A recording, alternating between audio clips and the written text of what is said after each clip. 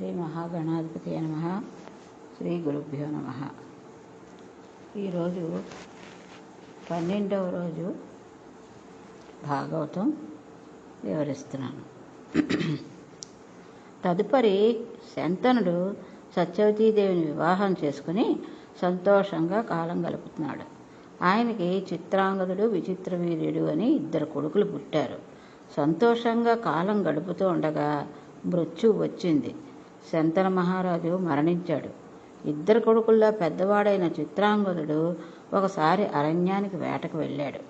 అక్కడ ఆయన కర్మ కొద్దీ చిత్రాంగదుడు అనే ఇంకో పేరు ఉన్న గంధర్వుడు కనబడ్డాడు. అతను అన్నాడు, నీవన్నా చిత్రాంగదుడు అని పేరుతో ఉండాలి, నేనైనా ఆ పేరుతో ఉండాలి. నీవు ఆ పేరు వదులుకుంటావా లేక నాతో యుద్ధం చేస్తావా అన్నాడు గంధర్వుడైన చిత్రాంగుడు.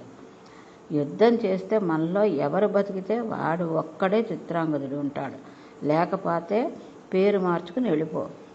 నేను పేరు మార్చుకోవడం ఏమిటి, మనం ఇద్దరం యుద్ధం చేద్దాం, ఎవరు బతుకుంటే వాడే చిత్రాంగదుడు అన్నాడు శంతన మహారాజు కుమారుడైన చిత్రాంగదుడు. అప్పుడు చిత్రాంగదుడు గంధర్వుడు యుద్ధం చేశారు. ఆ యుద్ధంలో శంతన మహారాజు కుమారుడైన చిత్రాంగదుడు మరణించాడు. ఇంకా విచిత్రవీరుడు ఒక్కటే మిగిలాడు.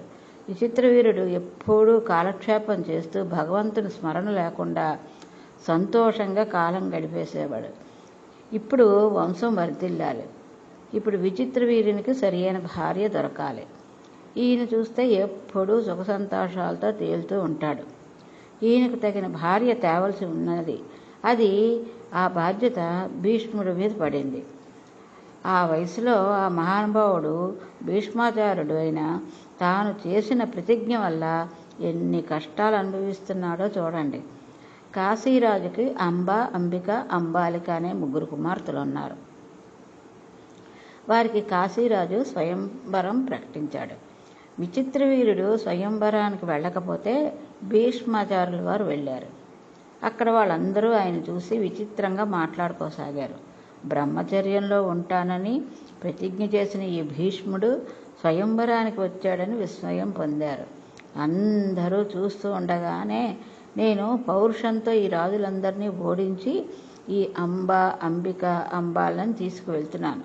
ఎవరైనా నన్ను ఎదుర్కొనేవారు ఉంటే ఎదుర్కోవచ్చు అని 3 చెయ్యి పట్టి రథం ఎక్కించి తీసుకెళ్ళిపోతున్నాడు. రాజులు అందరూ కలిసి భీష్ముడి మీదకి యుద్ధానికి వచ్చారు. భీష్ముడు వారందరినీ తుత్తులుగా చేసి ఆ 3 హస్తినాపురానికి తీసుకొచ్చాడు. అప్పుడు అంబ భీష్ముడి వద్దకు వెళ్ళంది, మహానుభావ, నీకు తెలియని ధర్మం లేదు. నేను ఒక మాట చెప్తాను. నేను సాల్వుడు అనే రాజును ప్రేమించాను. ఆయన కూడా నన్ను ప్రేమించాడు. ఆయన నా యందు పతిత్వభావాన్ని పొందాడు. కాబట్టి నేను ఇప్పుడు వేరొక పురుషుని భార్య కావడం అమర్యాద. అలా నేను కాకూడదు. అందుకు అని నన్ను తీసుకుని వెళ్ళి సాల్వుడికి అప్పచెప్పవలసింది అని చెప్పింది. అప్పుడు భీష్ముడు, మనసు లేని స్త్రీ రాజునకు భారీగా ఉండడానికి వీలు లేదు. అందుకని పరపురుషుని యందు అనురక్తి కలిగి స్త్రీ భారీగా ఇంట్లో ఉండడం తాచుపామును పెంచుకోవడం లాంటిది. అందుకని నువ్వు నా తమ్ముని భారీగా ఉండడానికి వీల్లేదు. నిన్ను తీసుకెళ్ళి సాల్వుడికి అప్పచెప్పేస్తానని చెప్పి ఆమెను సాల్వుడి రాజ్యంలో రథంలో పంపించాడు. ఈమె సాల్వుడి దగ్గరికి వెళ్ళి, నేను వచ్చేసాను, భీష్ముడి వద్ద నీ వద్దకు పంపించి వేసేసాడు అని చెప్పింది. అప్పుడు ఆయన అన్నాడు, అంతమంది రాజులు చూస్తుండగా నన్ను కూడా ఓడించి భీష్ముడు ఏనాడు నీ చెయ్యి పట్టి రథం ఎక్కించి తీసుకువెళ్ళాడో ఆనాడే నువ్వు భీష్ముడు సొత్తు అయిపోయావు. ఇప్పుడు నేను చేతకానవాణ్ణి. భీష్ముడు పెట్టిన భిక్షను భారీగా స్వీకరించడానికి నేను క్షత్రియుణ్ణి, రాజ్యపాలకుణ్ణి, మహారాజుని. నిన్ను వళ్ళను. ఎవరు నిన్ను గెలుచుకున్నారో వారే నీకు సొత్తు అని అన్నాడు. ఒక ఆడదాని బాధ చరిత్ర ఎలా మారుస్తుందో చూడండి. అందుకే స్త్రీల జోలికి వెళ్ళి నిష్కారణంగా వాళ్ళ మనసు కేదపట్టేటట్టుగా ప్రవర్తించకూడదంటారు. ఆవిడ బాధపడుతూ తపోభూమిలో ఉన్న ఋషులను పిలిపించి, నేను తపస్సు చేసుకుంటాను అన్నారు. నాకు సన్యాసం ఇప్పించండి అని కోరింది. ఆ ఋషులు అన్నారు, నువ్వా యవ్వనంలో ఉన్నావు, నీ వచ్చి ఇక్కడ ఆశ్రమంలో కూర్చుంటే ఇక్కడ ఉన్నవాళ్ళు కూడా తపస్సులు పాడైపోయి లేనిపోయిన గొడవలు వస్తాయి. అందుకని నీవు ఇక్కడ ఉండడానికి వీల్లేదు. ఇవాళ రాత్రికి ఉండు, రేపు ఉదయం నీ మార్గం నువ్వు చూసుకో అన్నారు ఋషులు. పైగా ఇప్పుడు నీకు సన్యాసం ఏమిటి? ఉంటే భర్త ఉండాలి, లేకపోతే తండ్రి గారి దగ్గర ఉండాలి. అందుకని నీవు నీ తండ్రి గారి దగ్గరికి వెళ్ళవలసిందని చెప్పారు. ఆమె తన తండ్రి దగ్గరికి వెళ్ళనన్నది. ఆవిడ అదృష్టం కొద్దీ మర్నాడు ఉదయం ఆవిడ తల్లిగారు తండ్రి గారు వచ్చారు. తాతగారు తన గోడు వెళ్ళబోసుకుంది. ఆయన, నేను పరశురాముడు అంతేవాసిని. పరశురాముడు భీష్ముడికి గురువు. అందుకని పరశురాముడితో భీష్ముడి గురించి చెప్పేస్తాను అని అన్నారు. ఈలోగా ఒక పరిచారులు వచ్చి, అయ్యా పరశురాముల వారు ఏం చేస్తున్నారు అన్నారు. ఆయన దగ్గరికి వెళ్ళి అంబ తన గోడు చెప్పుకుంది. పరశురాముని హృదయం కలిగిపోయింది. నేను నిన్ను తీసుకుని హస్తినాపురానికి వెళ్తాను. భీష్ముడిని పిలిచి తను గెలుచుకున్నవాడు కాబట్టి తన్నే వివాహం చేసుకోమని చెప్తాను అని ఆమెను రథం ఎక్కించి హస్తినాపురానికి తీసుకెళ్ళాడు. హస్తినాపురం బయట విడిచివేసి భీష్ముడికి కబురు చేశాడు. వచ్చినవాడు గురువు కనుక భీష్ముడు ఒక ఆవును తీసుకుని వచ్చాడు. ఆవును దానంగా ఇచ్చి నమస్కారం చేసి, మహాప్రభు మీరు రావడం ఏంటి? నా అదృష్టం పండింది, రాజ్యంలోకి ప్రవేశించండి అని అన్నాడు.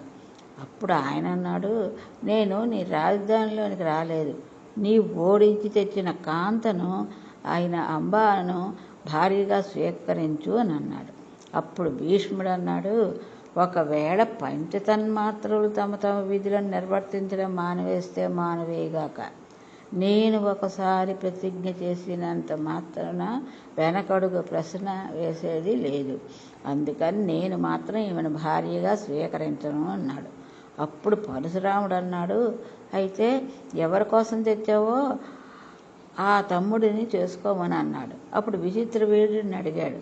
ఆయన అన్నాడు, వేరొకరు యందు మనసు పెట్టుకుని వెళ్ళిపోయింది తిరిగి వస్తే నేనెలా పెళ్లి చేసుకుంటా, నాకు అక్కర్లేదు అన్నాడు. పరశురాముడికి ఆగ్రహం వచ్చింది. ఆయన భీష్ముడితో, నువ్వు అంబని వివాహం చేసుకుంటావా లేకపోతే నాతో యుద్ధం చేస్తావా అని అడిగాడు.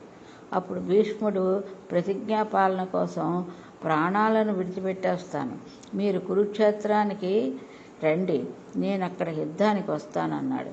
ఇద్దరు కురుక్షేత్రం చేరుకున్నారు. అక్కడ బ్రహ్మాండమైన యుద్ధం 22 రోజులు ఒకళ్ళకొకళ్ళు తుత్తునీలుగా కొట్టేసుకున్నారు. ఆఖరికి ఒకరోజు రాత్రి శిబిరంలో భీష్మాచార్యుల వారు పడుకుని ఉన్నారు. రోజు భీష్ముడు పరశురాముడికి నమస్కారం పెట్టి ఆయనతో యుద్ధం చేసేవాడు. ఆయన తనకు గురువు గారు కదా, పరశురాముడిని నిగ్రహించడం ఎలాగా అని ఆలోచిస్తున్నాడు. అప్పుడు ఆయనకి అష్టవసువులు సాక్షాత్కరించారు. వారన్నారు, భీష్మ, నువ్వు బెంగ పెట్టుకోకు, పరశురామునికి కూడా తెలియని అస్త్రం ఒకటి ఉంది, అది విశ్వకర్మ మంత్రంతో ఉంది, అది నీ ఒక్కడికే తెలుసు. రేపటి రోజున దాన్ని ప్రయోగిస్తే ఆ అస్త్రం ప్రయోగించిన మర్నాడు సూర్యోదయం వరకు పరశురాముడు నిద్రపోతాడు. యుద్ధభూమిలో నిద్రపోయిన వాడు మరణించిన వాడితో సమానం. మర్నాడు సూర్యోదయం వరకు మేల్కొల్లేడు కాబట్టి పరశురాముడు మరణించినట్టే. కాబట్టి ఆ అస్త్రాన్ని ప్రయోగించు అన్నారు. తప్పకుండా ప్రయోగిస్తానని లేచి ఆచమనం చేసి యుద్ధానికి వచ్చాడు. పరశురాముడి మీద ఈ అస్త్రం ప్రయోగిద్దామని బాణాలు చిందించి మంత్రం పలుకుతున్నాడు. అప్పుడు ఆయనకు నారదాది మహర్షులందరూ దర్శనం ఇచ్చారు. వారు, భీష్మ, నువ్వు చాలా ఘోరమైన పాపం చేస్తున్నావు, ఇది నీ వంటి ధర్మజ్ఞులు చేసేటువంటి పని కాదు. నీ అస్త్రం ప్రయోగిస్తే నీ గురువు మరణించి నువ్వు అంతటి సమానం అయిపోతాడు. అంతటి అపకారం చేసి గురువు గారి పట్ల అలాగ ఉంటావా? కాబట్టి నీవు అస్త్రప్రయోగం చెయ్యకు అన్నారు. అప్పుడు భీష్ముడు, గురువును అవమానించాను అని ఆ అస్త్రాన్ని ఉపసంహారం చేశాడు. అదే సమయంలో పరశురాముడు తండ్రి అయిన జమదగ్ని మొదలైన వాళ్ళు వచ్చారు.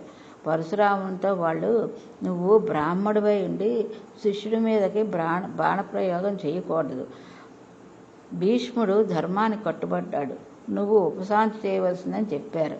పరశురాముడు ఒక స్థితిలో భీష్ముడితో యుద్ధం చేసి మోకాళ్ళ మీద దొర్లి రథంలో కిందకు పడిపోయాడు.